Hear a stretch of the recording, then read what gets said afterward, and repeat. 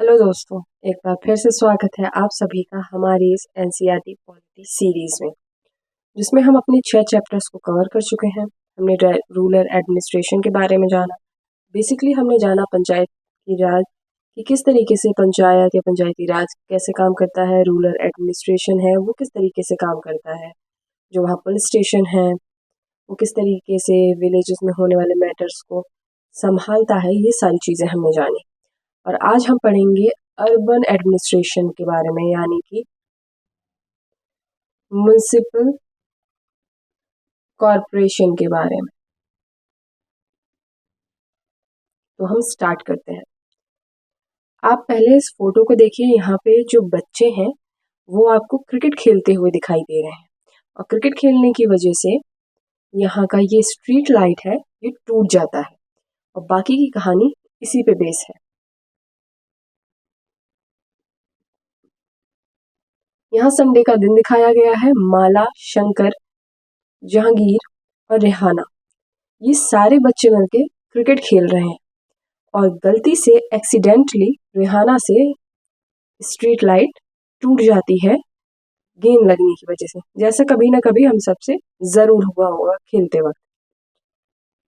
तो बच्चे इस बात के लिए वरिड हो जाते हैं और इस डैमेज को फिक्स करने के लिए वो सोचते हैं कि who was responsible for fixing it, यानी कि किसको हम इसको फिक्स करने के लिए रिस्पॉन्सिबल है। क्योंकि पहली बार जब उन्होंने किसी घर की खिड़की को तोड़ा था तो उन्होंने उस घर के ओनर को पैसे कलेक्ट करके दे दिए थे कि आप अपना खिड़की को रिपेयर करा लो। लेकिन ये स्ट्रीट लाइट तो रोड पे लगी है और रोड पे लगी हुई स्ट्रीट लाइट किसकी है, कौन इस स्ट्रीट लाइट का ओनर है, उनका ये मानना था। तो कौन रिस्पॉन्सिबल है, कौन इसे फिक्स कराएगा। तो रेहाना सभी बच्चों को लेके अपनी मदर के पास जाती है। उसकी मदर एडवाइस करती हैं कि इसके बारे में मुझे ज़्यादा तो नहीं पता, लेकिन तुम यास्मीन खाला उनसे पूछो, क्योंकि वो म्यूनिसिपल कॉरपोरेशन से अभी अभी रिटायर हुई है। ये कहानी इस तरीके से इस चैप्टर में इसलिए बताई गई है ताकि जो बच्चे 6th क्लास के हैं वो समझ पाएं कि म्यूनिसिपल कॉरपोरेशन क्या होता है, किस तरीके से हमारी सिटीज़ को कंट्रोल करता है, किस तरीके से ये अपने एडमिनिस्ट्रेशन को सिटी में काम कराता है। और ये हमारे अनदर एग्जाम, कॉम्पिटिटिव एग्जाम के पर्सपेक्टिव से भी बहुत इंपॉर्टेंट है। तो ये कहानी के जरिए ही हम पूरा चैप्टर बहुत इजीली समझेंगे और अपना कंसेप्ट अच्छे से डेवलप करेंगे। तो म्यूनिसिपल कॉरपोरेशन से अभी रिटायर हुई हैं और शी वुड नो कौन मेंटेन करता है स्ट्रीट लाइट को, यानी कि उन्हें पता है कि स्ट्रीट लाइट को कौन मेंटेन करता है, वो किसके अंडर आती है। वो लोग यास्मीन खाला के पास पहुंचते हैं, सारी जो भी इश्यू होते हैं उसको एक्सप्लेन करते हैं। और municipal corporation is responsible for street light. Municipal corporation किस किस चीज़ के लिए रिस्पॉन्सिबल होती है, यास्मीन खाला उनको सब कुछ बताती है। वो स्ट्रीट लाइट के लिए रिस्पॉन्सिबल है, कूड़े के यानी गार्बेज की कलेक्शन के लिए रिस्पॉन्सिबल है, वाटर सप्लाई के लिए रिस्पॉन्सिबल है और आसपास की साफ सफाई, क्लीनिनेस जो होती है उसके लिए रिस्पॉन्सिबल है, जो हमें डिसीज से प्रिवेंट करता है। अगर हम आसपास की सफाई रखेंगे तो डिसीज से बचे रहेंगे। ये स्कूल चलाने में मदद करता है, हॉस्पिटल, डिस्पेंसरीज और पब्लिक गार्डन्स को भी मेंटेन करता है। आप सभी ने सुना होगा कि म्यूनिसिपैलिटी स्कूल है या म्यूनिसिपल हॉस्पिटल्स है, म्यूनिसिपल डिस्पेंसरीज हैं। इस तरीके की चीज़ें म्यूनिसिपल कॉरपोरेशन रिस्पॉन्सिबल होता है इन सारी चीज़ों के लिए। उन्होंने बाकी चीज़ें भी बताई कि लार्जर सिटीज़ में, जो सिटीज़ बड़े होते हैं वहाँ म्यूनिसिपल कॉरपोरेशन काम करता है और जो सिटीज़ स्मॉलर टाउन्स होते हैं, छोटे होते हैं, वहाँ पर म्यूनिसिपल काउंसिल काम करता है। दोनों का काम है एसेंशियल पब्लिक सर्विसेज को प्रोवाइड कराना। वो कौन कौन सी सर्विसेज हैं? स्ट्रीट लाइट्स का ध्यान देना, गार्बेज कलेक्ट करना, वाटर सप्लाई की कंटिन्यूटी हो, आसपास क्लीनिनेस हो, डिसीज से प्रिवेंट करना, स्कूल, हॉस्पिटल, डिस्पेंसरीज अच्छे से चलें और पब्लिक गार्डन को मेंटेन करना। ये सारे काम होते हैं म्यूनिसिपल कॉरपोरेशन के। Ward councillor and administrative staff. अब वार्ड काउंसलर और एडमिनिस्ट्रेटिव स्टाफ क्या होते हैं? देखते हैं। रिहाना ने यास्मीन खाला से ये पूछा कि कौन डिसाइड करता है कि पार्क कहाँ बनेगा, हॉस्पिटल कहाँ बनेगा। तो यास्मीन खाला ने ये सारी चीज़ें उनको एक्सप्लेन करी और बताया कि ये सब डिसाइड किया जाता है वार्ड काउंसलर के ज़रिए। म्युनिसिपल कॉरपोरेशन के एम्प्लॉयज़ इसमें कोई भी डिसीजन नहीं लेते। वार्ड काउंसलर क्या होते हैं? एक सिटी डिवाइड होता है कई सारे वार्ड्स में, और वहाँ उसके जो रेसिडेंट होते हैं, यानी जो वहाँ के निवासी होते हैं, वो जिस इंसान को इलेक्ट करते हैं उसको हम वार्ड काउंसलर के नाम से जानते हैं, जो उन सारे लोगों का रिप्रेजेंटेटिव होता है।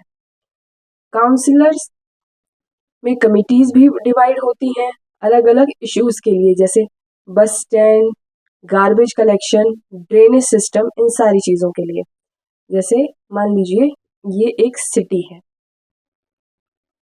इस सिटी में ये अलग अलग वार्ड्स हैं और अलग अलग वार्ड्स के अलग अलग काउंसलर्स हैं, बिल्कुल उसी ठीक तरीके से जिस तरीके से पंचायत के वार्ड मेंबर्स होते थे। इसी तरह जो मेंबर यहाँ से इलेक्ट होते हैं उनको हम वार्ड काउंसलर्स कहते हैं,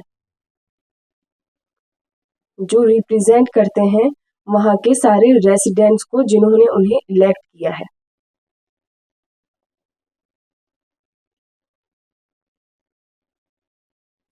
अगर किसी एक वार्ड में, जैसे मान लीजिए अलग अलग वार्ड्स हैं, किसी एक वार्ड में कोई एक पर्टिकुलर प्रॉब्लम आई है, तो वहाँ के, यहाँ मान लीजिए इस वार्ड में पर्टिकुलर प्रॉब्लम आई हुई है, यहाँ के जितने भी रेसिडेंट हैं वो यहाँ के इलेक्ट किए हुए वार्ड काउंसलर के पास डायरेक्ट जा सकते हैं, डायरेक्टली उनको अप्रोच कर सकते हैं और अपनी प्रॉब्लम का सल्यूशन निकलवा सकते हैं। फिर वार्ड काउंसलर उनकी रिलेवेंट डिपार्टमेंट में उस प्रॉब्लम को पहुंचाएगा, उसका सल्यूशन होगा। जैसे कि यहाँ पर एग्जाम्पल दिया गया है हैंगिंग इलेक्ट्रिक वायर्स, जैसे बिजली की तारें जिनमें करंट बहुत ज़्यादा है, वो लटक रही हैं, इस तरह की कोई प्रॉब्लम है, तो वो वार्ड काउंसलर के पास जाएंगे।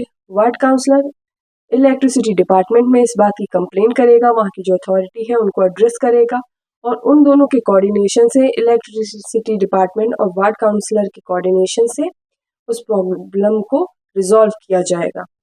इस तरीके से ये सिस्टम काम करता है। यहाँ पे कोई एक इंसान नहीं है, क्योंकि लोग बहुत ज़्यादा होते हैं, तादाद बहुत ज़्यादा होती है और इशू भी बहुत ज़्यादा होते हैं, तो इसलिए बहुत सारे लोग हैं जो इन सारे कामों को करते हैं और ये एक दूसरे पे कोरिलेटेड होते हैं। कमिश्नर और एडमिनिस्ट्रेटिव स्टाफ ये रिस्पॉन्सिबल होते हैं डिसीजन जो भी वार्ड काउंसलर ने बनाया है उसको इम्प्लीमेंट करने के लिए। काउंसलर्स इलेक्ट किए जाते हैं और कमिश्नर्स जो होते हैं ये ऑफिशियली अपॉइंट किए जाते हैं। बेसिकली यहाँ के कमिश्नर हमारे आईएएस ऑफिसर्स होते हैं, ये अपॉइंट किए जाते हैं। जैसे यूपीएससी सीएससी का पेपर होता है, उसमें सेलेक्ट होने के बाद ये गवर्नमेंट के द्वारा अपॉइंट किए जाते हैं, और जो यहाँ पे वार्ड काउंसलर्स होते हैं ये पब्लिक के द्वारा इलेक्ट किए जाते हैं। वार्ड काउंसलर्स मीटिंग को होल्ड करता है, वो बजट को प्रिपेयर करता है और वो इंश्योर करता है कि एक वार्ड की जितनी भी नीड्स हैं उसके अकॉर्डिंग वो बजट को प्रिपेयर करे, ताकि हर नीड को पूरा किया जा सके, और वो इस डिसीजन को फाइनलाइज करता है और फिर उसके बाद एडमिनिस्ट्रेटिव स्टाफ को दे देता है ताकि वो इसको इम्प्लीमेंट करें। म्युनिसिपल कॉरपोरेशन के मल्टीपल डिपार्टमेंट होते हैं, जैसे water supply, garbage collection, park maintenance and road को एकदम मेंटेन रखना, उसको कीप अप रखना। और यास्मीन खाला जिनके पास बच्चे गए थे सारी कंफ्यूजन को लेके, वो वर्क करती थी सैनिटेशन डिपार्टमेंट अकाउंट सेक्शन में। वो वहाँ के सैनिटेशन डिपार्टमेंट के अकाउंट सेक्शन में काम करती थी। यहाँ पे आपको ये जो फोटो दिखाया गया है ये है एक रिसाइकिल की दुकान, जिसको हम बेसिकली, जहाँ पे हर सामान को रिसाइकिल किया जाता है, जैसे पेपर, मेटल, ग्लास, प्लास्टिक, इन सारी चीज़ों को रिसाइकिल किया जाता है। अब ये घर से कौन लेके जाता है? ये हम, जैसे आप सब जानते हैं, कबाड़ी वाला।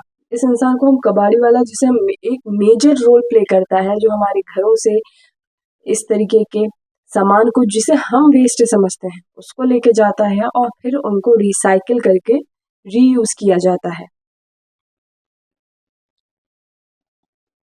ये वेस्ट मैनेजमेंट के तरीकों का एक तरीका है। ये सारी चीजें चल रही थी। यास्मीन खाला से सब लोग अपने अपने कंफ्यूजन को दूर कर रहे थे, सब बातों को पूछते हुए और कबाब खाते हुए एंजॉय कर रहे थे। तभी जहांगीर ने क्यूरियसली एक बात पूछी कि गार्बेज कलेक्ट जो होता है, कहाँ पर ये सारा गार्बेज जो है कलेक्ट होके म्युनिसिपल कॉर्पोरेशन का कहाँ जाता है? तो यास्मीन खाला ने इसका रिस्पॉन्स किया और बताया कि ये सारी चीजें वेस्ट एक्यूमुलेशन के लिए जाती हैं। और उन्होंने ये भी बताया कि जो गार्बेज अनकलेक्टेड है, जिसको इकट्ठा नहीं किया गया, जिसको ट्रीटमेंट के लिए नहीं यूज किया गया, वो किस तरीके से अनहाइजीनिक होता है। उससे स्ट्रे एनिमल, यानी कि जैसे कि कुत्ते, बिल्लियां या फिर गाय वगैरह, इस तरीके के एनिमल्स बहुत बढ़ जाते हैं।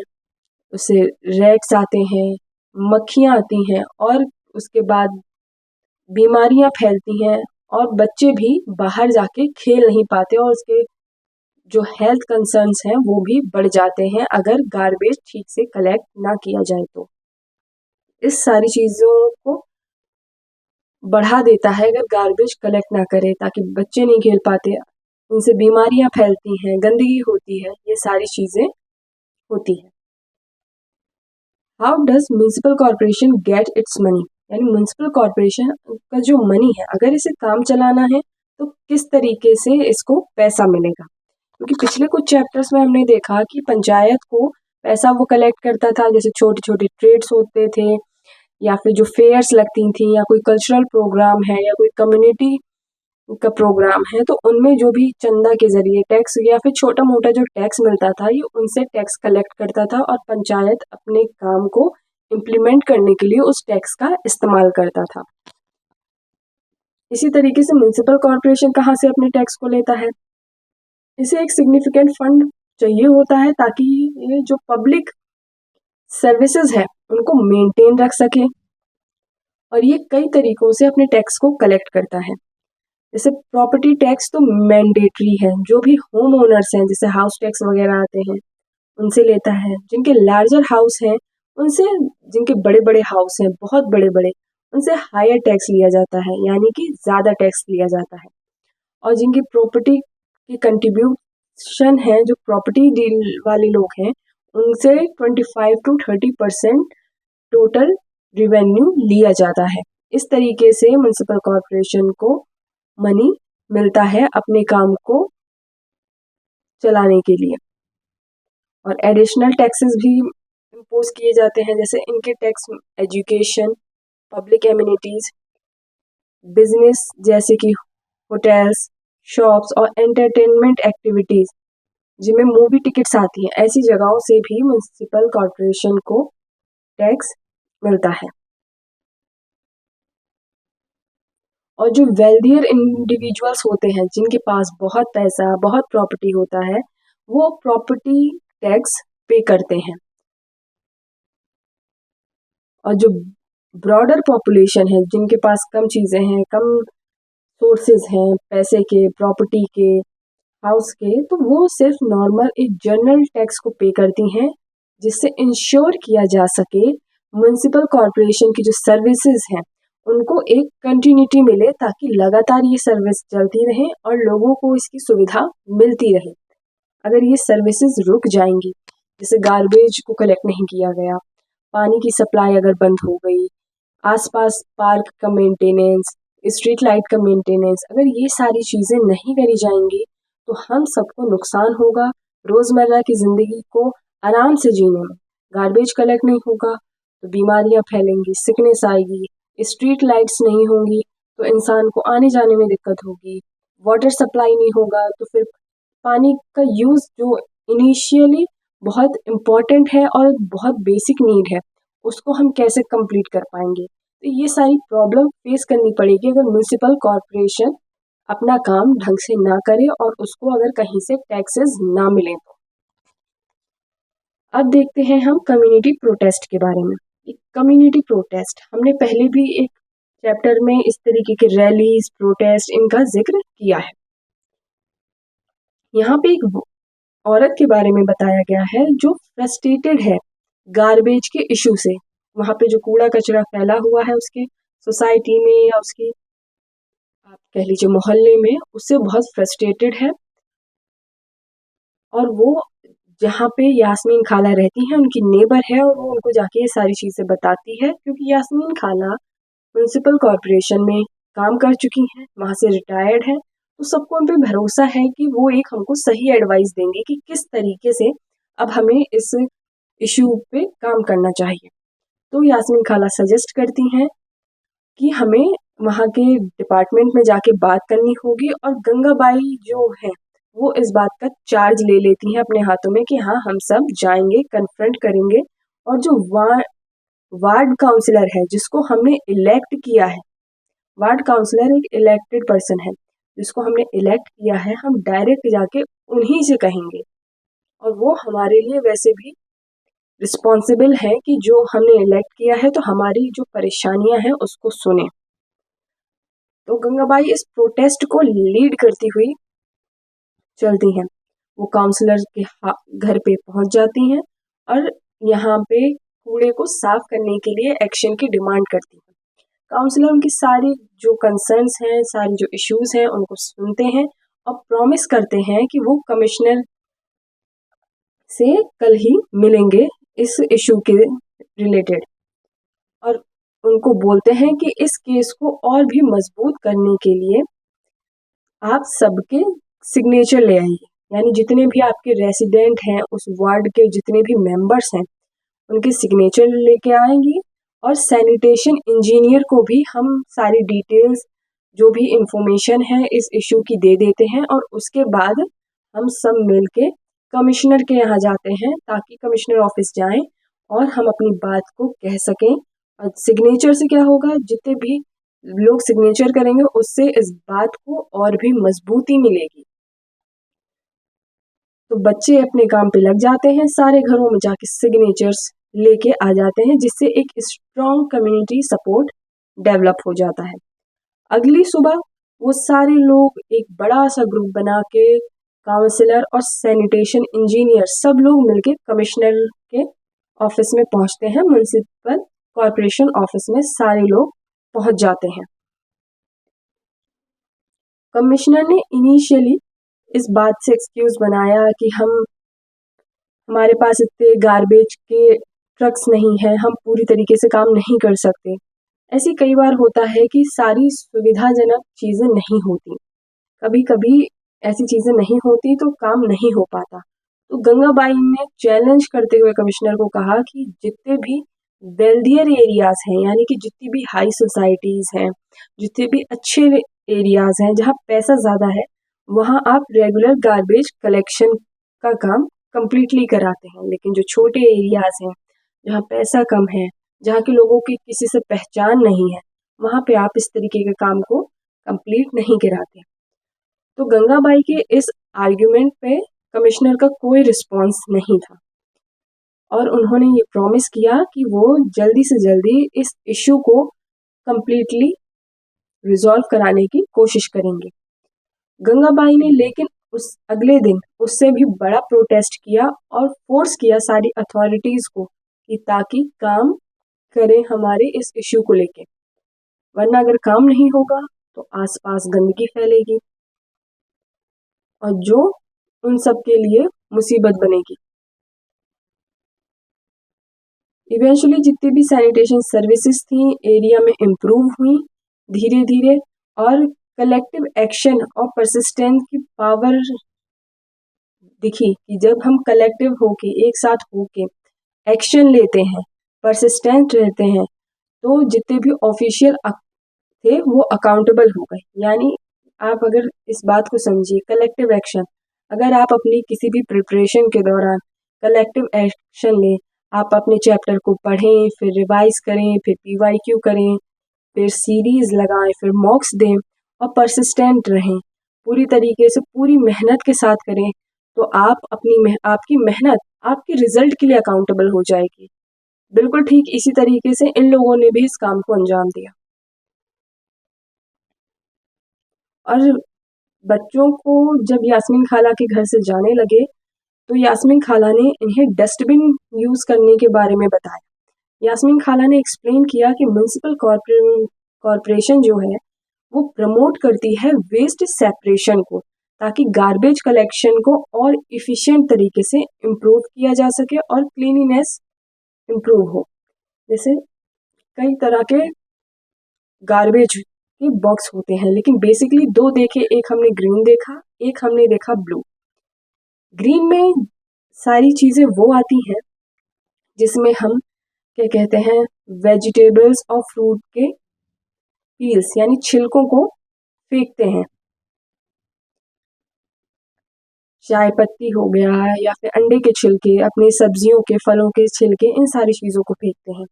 और ब्लू में हम उन चीज़ों को फेंकते हैं जो रिसाइकिल हो सकता है, जैसे कि कार्डबोर्ड हो गया, ग्लास हो गया, एल्युमिनियम कैन हो गया जिसमें हम सब कोक्स वगैरह, कोला वगैरह पीते हैं। ये सारी चीज़ें हो गई जिनको हम रिसाइकिल कर सकें।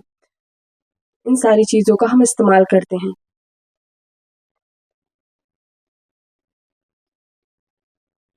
अब हम अपनी समरी को देख लेते हैं। हमने पहले समझा कि एक अगर स्ट्रीट लाइट जो टूट गई थी तो उसमें म्युनिसिपल कॉरपोरेशन का क्या रोल था। सिंपली बच्चों को खेलते वक्त स्ट्रीट लाइट टूट गई थी, वो सारे बच्चे यास्मीन खाला के पास जाते हैं, जिन सारे बच्चों को यास्मीन खाला म्युनिसिपल कॉरपोरेशन के बारे में बताती हैं। वो पहली बार बच्चे इस टर्म से इंट्रोड्यूस होते हैं और वो ये जानते हैं कि म्युनिसिपल कॉरपोरेशन किन चीज़ों के लिए रिस्पॉन्सिबल होती है, जो हमारा इंफ्रास्ट्रक्चर होता है और जितनी भी अदर पब्लिक सर्विस होती हैं वो उनको मेंटेन करने के लिए रिस्पॉन्सिबल होता है, जैसे कि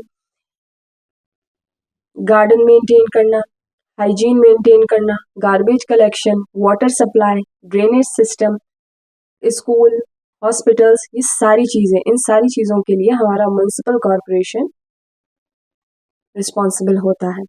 वार्ड काउंसलर और एडमिनिस्ट्रेटिव स्टाफ, एक सिटी जो कई पार्ट्स में डिवाइड होता है उसको हम वार्ड कहते हैं, और यहाँ से जो इंसान रिप्रेजेंटेड होता है, इलेक्ट किया जाता है, उसको हम वार्ड काउंसलर कहते हैं, जो एड्रेस करता है हमारे सारे लोकल इश्यूज को, और वो कमिश्नर और एडमिनिस्ट्रेटिव स्टाफ से इम्प्लीमेंट करवाता है अपने सारे डिसीजन को जो वो वार्ड के इश्यूज के अकॉर्डिंग लेता है।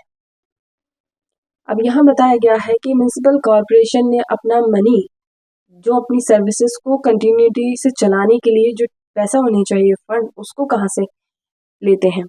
वो सारी प्रॉपर्टी टैक्स लेते हैं, वाटर टैक्सेस लेते हैं, एजुकेशन टैक्स लेते हैं, जितने भी कमर्शियल टैक्सेस हैं उनको कलेक्ट करते हैं, और जो एडिशनल चार्जेस हैं वो मूवी टिकट्स पे और बिजनेस से वो कलेक्ट करते हैं सारे टैक्सेस को, जिनसे उन्हें फंड मिलता है। कम्युनिटी प्रोटेस्ट को हमने देखा कि एक लेडी जो फ्रस्ट्रेटेड थी अपने अनकलेक्टेड गार्बेज से जो उसकी सोसाइटी में था, वहाँ पे प्रोटेस्ट करती है, वार्ड काउंसलर के पास जाती है और सारे इशू को रेज करती है, और फिर उसके बाद कमिश्नर के पास जाती है। वहाँ पर भी कमिश्नर आनाकानी करते हैं, वो फिर से उनको चैलेंज करती है और धीरे धीरे वो फिर से बड़ा प्रोटेस्ट करती है और इवेंचुअली वहाँ की उस प्रोटेस्ट को लीड करती है, और वहाँ की जो सैनिटेशन सर्विसेज हैं वो इम्प्रूव हो जाती हैं। इसी सारी चीज़ों में आता है प्लेग। सूरत में 1994 में प्लेग एक बीमारी है जो चूहों से फैलती है। जिस तरीके से कुछ साल पहले हमने कोरोना का देखा, उसी तरीके से प्लेग भी सूरत में फैला था due to poor waste management की वजह से सूरत में बहुत ज़्यादा प्लेग फैल चुका था, जो हवा में भी एकदम घूम गया था। बहुत पैनिक था और बहुत सारी जिंदगियां भी खत्म हुई। इस क्राइसिस को फोर्स किया गया, म्युनिसिपल कॉरपोरेशन ने इम्प्लीमेंट किया स्ट्रिक्ट क्लीनिनेस मेजर्स को, और सूरत आज इंडिया का क्लीनेस्ट सिटी है। सूरत हो, और आप सब ये बताइए कि सूरत से पहले इंदौर भी इंडिया का नंबर 1 और 6 बार से क्लीनेस्ट सिटी का अवार्ड भी जीत रहा है। थेम्स एक नदी है जो भी इंडस्ट्रियलाइजेशन के बाद बहुत ज़्यादा गंदी थी। उनको हमें लगा था कि वो कभी साफ नहीं हो सकती, लेकिन आज वो बहुत ज़्यादा साफ है। इसी तरीके से गंगा को साफ करना या यमुना को साफ करना, ये सारी चीज़ें भी पॉसिबल हैं अगर स्ट्रिक्ट मेजर लिए जाएं और अच्छे से काम किया जाए तो।